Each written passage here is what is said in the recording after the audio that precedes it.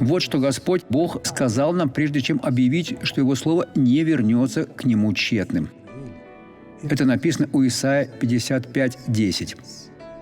«Как дождь и снег не сходят с неба, и туда же возвращается, выпав, они не возвращаются, но напояет землю и делает ее способную рождать и произвращать, чтобы она давала семя тому, кто сеет, и хлеб тому, кто ест».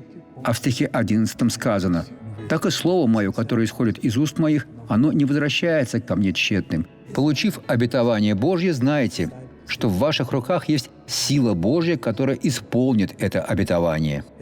Вам нужно только верить, потребовать, и зло обратиться в бегство, а вы одержите победу. Бог может сделать из вас истинное благословение. Когда, доктор Суарес? Сейчас.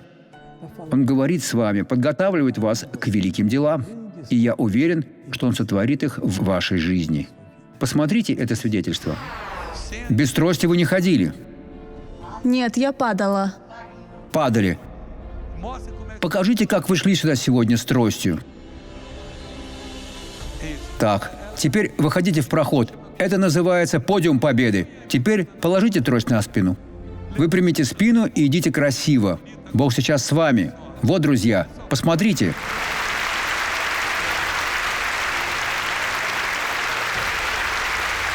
В этого Бога мы верим. Теперь помолимся. Отец, я призываю Тебя в эту жизнь. Я связываю все зло, что есть в этой жизни, и изгоняю. Я сковываю его, чтобы оно никогда больше не вернулось. Зло. Уходи оттуда сейчас же, убирайся. Во имя Иисуса. А вы поднимите руки и скажите: Отец, благодарю Тебя. Победа за вами. Хорошего дня.